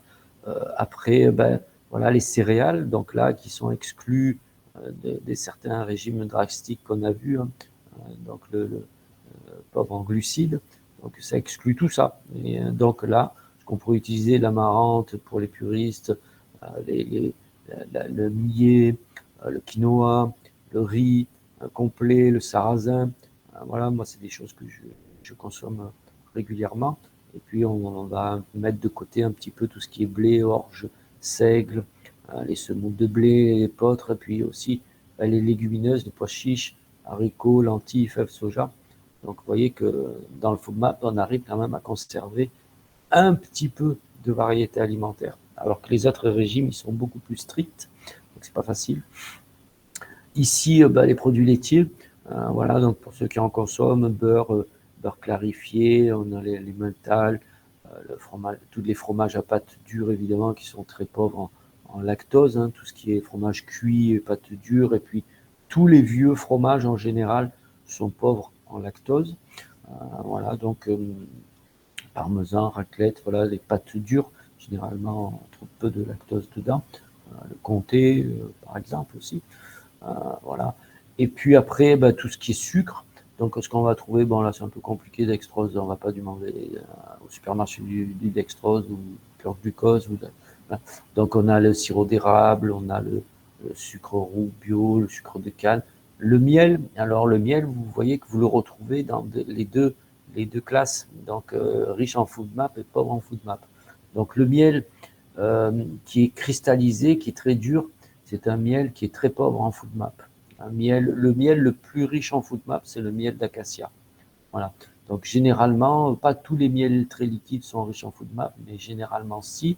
Mais pour être sûr, prenez un miel très cristallisé, bien dur, et là vous êtes sûr que vous serez sur un produit pauvre en FoodMap. Voilà. Donc la mélasse, ça porte bien son nom. Ceux qui consomment ça, je ne sais pas comment ils font, mais c'est complètement dégueulasse. Donc moi j'en ai acheté une fois et j'ai gardé le pot pour mes ateliers de cuisine pour faire voir à quel point c'était immangeable. Voilà. Moi j'utilise des sucres comme le sirop d'érable généralement, le sucre de coco, voilà, des choses comme ça. Et puis les boissons, évidemment qu'il y a des boissons qui sont riches en FoodMap, donc c'est le vin, le vinaigre, les alcools, les sodas, le café, le jus d'orange, les jus de tomate, et puis on a les plus pauvres en FoodMap, évidemment le champion c'est l'eau, les thés, les tisanes de plantes. Voilà. Et puis on a des bouquins aussi, si ça vous intéresse, vous voulez vous spécialiser sur cette pathologie, le sujet, vous avez des livres intéressants. Je me libère du SIBO, toutes les clés pour équilibrer son microbiote et apaiser sa digestion. The SIBO Diet Cookbook, donc ça aussi c'est des bouquins, SIBO Simple aussi. Voilà, vous avez c'est beaucoup de recettes en fait, c'est pour ça que je ne vous ai pas donné les recettes vraiment de Seebecker et Dr Jacobi, parce que c'est tout des choses qui ont des comment on appelle ça, qui sont qui ont des, je peux pas me permettre de le publier. Il faudrait que je demande le droit de l'autorisation à l'auteur de publier ses recettes et tout ça. Donc des copyrights. Donc voilà, c'est toutes des choses qui sont copyrightées. Et ça, moi, je peux pas ce soir vous donner plus de choses, plus d'informations sur leur régime que ce que je vous ai donné. Voilà. Vous pouvez faire des recherches, vous pouvez acheter des livres, vous pouvez vous abonner aux formations du Dr Seebecker. Voilà, il y a plein de choses. Évidemment, c'est tout en anglais parce que c'est américain, donc la langue parlée, c'est l'anglais. Et il n'y a rien qui traduit, c'est à vous de le faire. Donc voilà, mais ça peut être intéressant d'aller un peu plus loin. Voilà, j'ai fini cette présentation, donc je vais revenir vers vous si vous avez des questions. Merci Jean-Claude, je vais arrêter l'enregistrement.